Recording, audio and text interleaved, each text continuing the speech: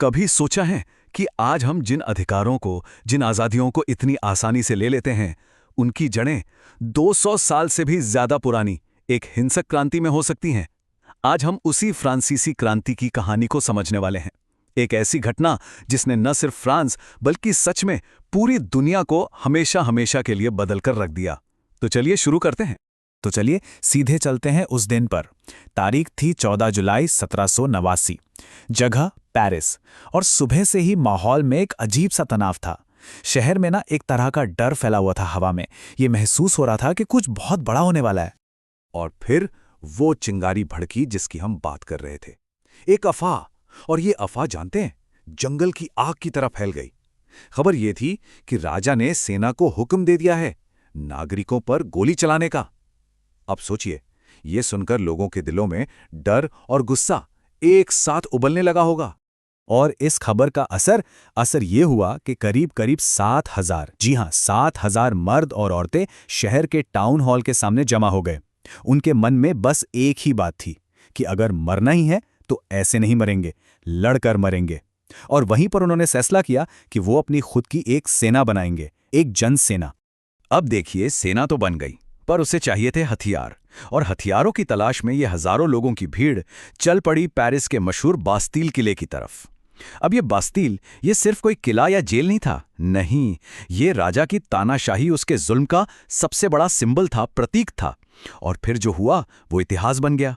गुस्साई भीड़ ने किले पर धावा बोल दिया, उसके कमांडर को मार डाला और उस जुल्म के प्रतीक को ईंट दर ईंट तोड़कर जमीन में मिला दिया। तो सवाल यही उठता है कि आखिर ये सब हुआ क्यों और कैसे? मतलब एक मामूली सी अफवाह इतनी बड़ी, इतनी भयंकर क्रांति को कैसे जन्म दे सकती है? इसका जवाब जानने के लिए ना हमें उस बारूद के ढेर को समझना होगा जिस पर पूरा फ्रांस बैठा हुआ था और बस एक चिंगारी का इंतजार कर रहा था। तो चलिए देखते हैं इस विस्फोट के पीछे के वो 3 बड़े कारण क्या थे। पहला, एक खाली खजाना। दूसरा, एक अन्याय से भरा समाज। और तीसरा, लोगों के खाली पेट। तो सबसे पहले बात करते हैं समाज की। उस वक्त का फ्रांसीसी समाज ना 3 हिस्सों में बटा हुआ था। इन्हें कहते थे एस्टेट्स। अब देखिए, जो पहला और दूसरा एस्टेट था, यानी पादरी और शाही खानदान के लोग, ये आबादी का सिर्फ 3% थे। और बाकी के 97% लोग, किसान, मजदूर, व्यापारी, वकील, मतलब आम जनता, वो सब आते थे तीसरे एस्टेट में। और ये बंटवारा सिर्फ नाम का नहीं था, असली फर्क तो अधिकारों में था। जो पहले 2 एस्टेट थे ना, उन्हें जन्म से ही सारे ऐशो आराम और अधिकार मिलते थे। और सबसे बड़ी बात, उन्हें कोई टैक्स नहीं देना पड़ता था, 0 टैक्स। और वहीं दूसरी तरफ जो 97% लोग थे, यानी तीसरा एस्टेट, उनके पास कोई खास अधिकार नहीं था और देश का पूरा टैक्स उन्हीं के कंधों पर था। सोचिए कितना बड़ा अन्याय था ये। अब आते हैं दूसरी वजह पर, पैसा, यानी खाली खजाना।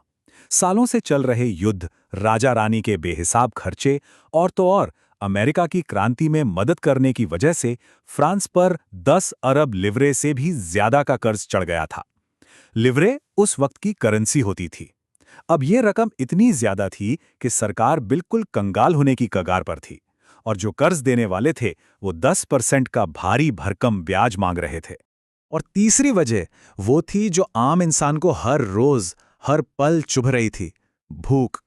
हुआ ये कि देश की आबादी तो तेजी से बढ़ रही थी, लेकिन फसलें खराब हो गईं, अनाज की पैदावार घट गई और इसका सीधा नतीजा, पाव रोटी, जो गरीबों का पेट भरने का एकमात्र जरिया थी, उसकी कीमतें आसमान पर पहुंच गईं। लोगों के लिए 2 वक्त की रोटी जुटाना भी मुश्किल हो गया था। तो अब ये तीनों चीजें एक साथ हो रही थीं, अन्याय, कंगाली और भूखमरी। ऐसे में हालात संभालने के बजाय राजा लुइस 16वें ने एक बहुत बड़ी गलती कर दी। उसने टैक्स और बढ़ाने का फैसला कर लिया। और बस यही वो आखिरी चिंगारी थी जिसने राजनीतिक क्रांति की आग को भड़का दिया। अब लोग सत्ता को सीधी चुनौती देने के लिए तैयार थे। देखिए, उस वक्त राजा अपनी मर्जी से टैक्स नहीं लगा सकता था। उसे इसके लिए एस्टेट्स जनरल की एक मीटिंग बुलानी पड़ती थी। तो मई 1789 में ये मीटिंग हुई।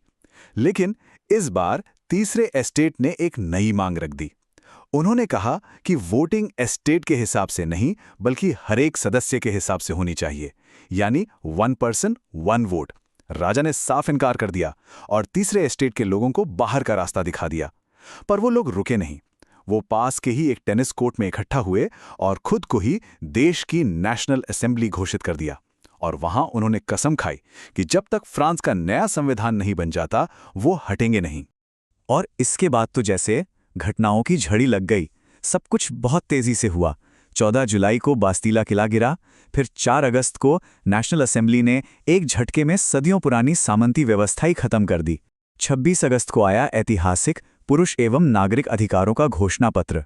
और फिर अक्टूबर में तो पेरिस की हजारों औरतें रोटी की मांग करते हुए सीधा वर्साई के महल पहुंच गईं और राजा को पेरिस वापस आने पर मजबूर कर दिया। लेकिन कहानी अभी खत्म नहीं हुई थी। क्रांति अब एक नए और कहीं ज्यादा खतरनाक मोड़ पर पहुंच रही थी। राजा के साथ मिलकर एक संवैधानिक राजतंत्र बनाने की कोशिशें नाकाम हो गईं। ऊपर से यह भी पता चला कि राजा दूसरे देशों के साथ मिलकर गुप्त समझौते कर रहा है। बस इसके बाद क्रांति और भी ज्यादा उग्र और हिंसक हो गई। और फिर आया वो दिन 21 सितंबर 1792। इस दिन नेशनल असेंबली ने राजशाही को हमेशा के लिए खत्म कर दिया और फ्रांस को एक रिपब्लिक यानी एक गणतंत्र घोषित किया। इसका मतलब सीधा था, अब देश का मुखिया कोई राजा नहीं होगा बल्कि उसे जनता चुनेगी। इस नए दौर का सबसे बड़ा, सबसे नाटकीय पल तब आया जब राजा लुई 16वें पर देशद्रोह का मुकदमा चला और सजा के तौर पर 21 जनवरी 1793 को उसे सबके सामने गिलोटिन से मार दिया गया। हजारों साल पुरानी फ्रांसीसी राजशाही का ये अंत था। लेकिन राजा की मौत के बाद शांति नहीं आई, बल्कि फ्रांस में शुरू हुआ आतंक का राज, मैक्सिमिलियन रोबेस्पियर और उसके जैकोबिन क्लब का दौर। इस दौरान जो कोई भी गणतंत्र का दुश्मन माना जाता, चाहे वो कोई अमीर हो, पादरी हो या कोई आम इंसान, उसे बिना सोचे समझे गिरफ्तार करके गिलोटिन पर चढ़ा दिया जाता था। और विडंबना देखिए, इस आतंक के राज का अंत भी तब हुआ जब खुद रोबेस्पियर को गिलोटिन पर चढ़ा दिया गया। तो इतनी उथल-पुथल, इतनी हिंसा, इतनी अस्थिरता के बाद आखिर इस क्रांति की विरासत क्या रही? इसने दुनिया को क्या दिया? इसका जवाब फ्रांस के और पूरी दुनिया के आने वाले कल में छिपा था। इस पूरी अराजकता और राजनीतिक खालीपन के बीच से एक नाम उभरा, एक शानदार मिलिट्री जनरल, नेपोलियन बोनापार्ट। वो इसी क्रांति की उथल-पुथल से निकला था और 1804 में उसने खुद को फ्रांस का सम्राट घोषित कर दिया। और फिर अपनी जीतों के जरिए उसने क्रांति के कई विचारों को पूरे यूरोप में फैला दिया। तो आखिर में इस पूरी कहानी का निचोड़ क्या है? फ्रांसीसी क्रांति की सबसे बड़ी विरासत क्या है? देखिए, इसने फ्रांस से सामंतवाद और राजा की तानाशाही को जड़ से उखाड़ फेंका।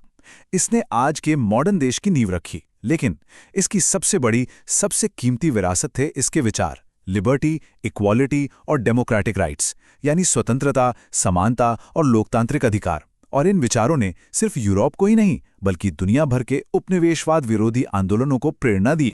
और सच पूछिए तो यही इस क्रांति का सबसे अहम पहलू है। ये सिर्फ एक राजा को हटाने या सरकार बदलने की लड़ाई नहीं थी। नहीं, ये एक नए युग की शुरुआत थी। एक ऐसे युग की जिसके दिल में स्वतंत्रता और समानता का विचार था।